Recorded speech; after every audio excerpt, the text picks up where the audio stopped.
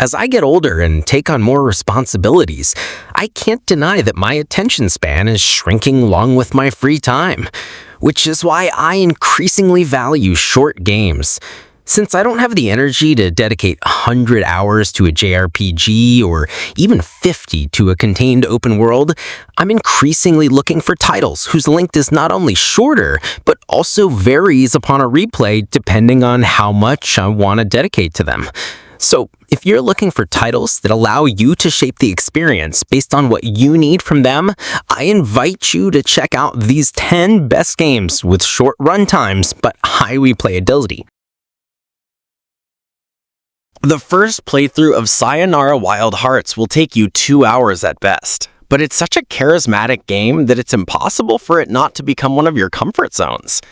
I'm not particularly a fan of rhythm games, but the way the title takes you through a dreamlike sequence of motorcycle and flying sword chases while you perform QTEs and listen to one of the last couple of years' best soundtracks is phenomenal.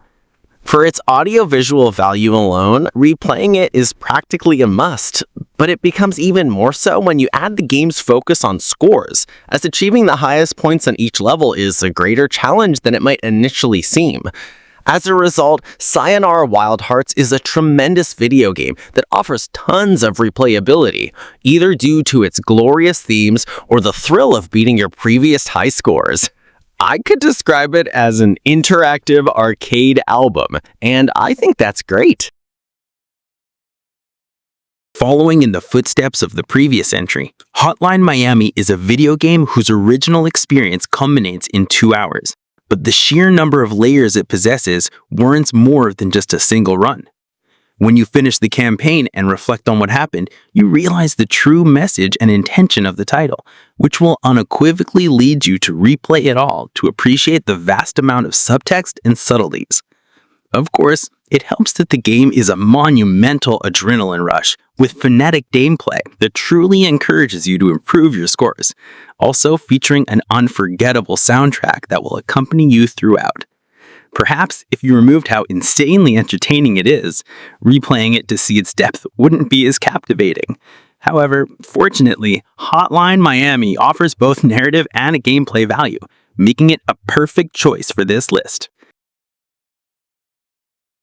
If I've come to discover anything about myself, it's that I love video games that focus entirely on movement. So you can imagine my fascination when playing Sword of the Sea. Not only is it an audiovisual marvel that ranks among the best indie games of 2025, but it also offers such superb enjoyment and satisfaction through movement that playing it just once was never in the cards. When you finish the game, you unlock a speedometer that tells you how fast you're going and a new mechanic to boost yourself even further, making it a delight for speedrunners and casual players like me, who nevertheless love going fast. Considering the drive felt to increase your high score as well, something that closely resembles Tony Hawk's Pro Skater, you'll easily understand why Sword of the Sea boasts such high replayability, very unusual among giant Squid games. 4 out of 4 games on this video list are here partially due to their majestic soundtracks, though Metal Gear Rising: Revengeance is on another level. Obviously, I'm not putting it in his category just because it has the best soundtrack ever created, but because it boasts one of the deepest and most complex mechanical executions in the entire hack-and-slash genre. Thanks to its variety of weapons, depth of combos, and diversity of demanding bosses, fully mastering the game requires multiple playthroughs, which are necessary to truly appreciate every bit of its glorious content. Like any game worth its salt focused on combat stylization, it also has a ranking system for fans to improve their scores. But I'm left with the simple joy of being able to fight Jetstream Sam again while listening to the only thing I know for real on repeat. Speaking of the joy of going fast and feeling the wind in your face, despite being behind a screen, Haste is among the finest video games entirely focused on speed. The exhilaration of going as quickly as our beloved protagonist's legs can carry her, coupled with the variability of its roguelike composition, extends the game's lifespan far beyond its 6-hour campaign. Thanks to its endless mode, where you can run until the end of time to see how far you can go, it's a theoretically infinite experience, where it's incredibly fun to push the limits of its gameplay and your abilities. Going at 230 meters per second while dodging giant branches and spaceships while listening to banger after banger is as cool as it sounds, and Haste delivers that for as many hours as you want. Among the most pleasant surprises I've ever had was GhostRunner, which amazed me with one of the most spectacular proposals in the action-adventure genre. I can't think of any other video game that lets you embody a power fantasy as well as this one, letting you be a cybernetic ninja whose capacity to take out everyone with a slash is only matched by the speed with which he moves through Dharmakaur. Combining its satisfying parkour with a combat system where everyone dies in one hit turns each sequence into a fantastic gameplay demonstration, alternating between the tactics of planning each siege and the skill of executing it. Once you've finished it, you can put aside the alternative paths and collectibles, focusing especially on what matters, going as fast as you can and taking out everyone in the shortest amount of time possible. I've always enjoyed watching speedruns despite never trying them myself, but since playing GhostRunner, I've realized certain video games can bring out my competitive side. Elden Ring Nightreign was a disappointment for me in many ways, as I don't feel it excels as a roguelike, a Soulsborne entry, or as a multiplayer experience, but it's impossible to refute the hours of entertainment it offers. Viewing all of its main content may have taken me less than 8 hours, but before I realized it, I had already quadrupled said figure by playing with friends or setting myself personalized challenges for each boss. The foundation laid by the magnificent Elden Ring is simply too powerful, and this is reflected in a gameplay loop that, as it's been updated, has become increasingly enjoyable to revisit with new bosses and a constant feeling that it will only get better. I'm still concerned about From Software's future after seeing Elden Ring Nightreign, though I'll take a step towards objectivity and say that when it comes to replayability, few short games are like this one for short runs or long gameplay sessions. Wizard of Legend beautifully combines the roguelike structure with the fantasy of becoming a master sorcerer, making it one of the indie games I've played the most.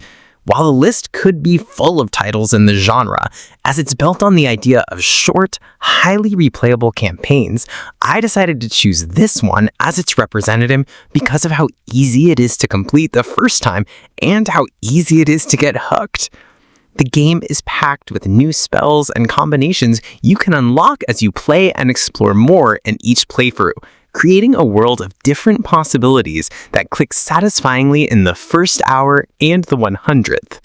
I've always enjoyed medieval RPGs that allow you to become a sorcerer, but the fact that Wizard of Legend allows me to access an arcane tome with nearly 200 powers and 300 relics places it at the top of my list of magical desires. Beating Devil May Cry 5 once and never playing it again should be considered a crime, because the game's magic lies in the runs after the first one. After you learned the plots, acquired all the weapons and upgrades, and unlocked Virgil, few blockbusters are as enjoyable to revisit as this one, because the combat feels better and better the more you master it. Stringing together flashy combos and watching the iconic Triple S appear on the screen while the music ruptures your eardrums, enjoying how the demons don't touch the ground after 3 minutes of sword slashes, rocket launches, and motorcycle attacks is among the last decade's best experiences. With 4 characters, a varied arsenal, and movesets more complex than a thesis, Devil May Cry 5 will surprise you even after completing it multiple times, as you'll always discover a new way to make your enemies cry.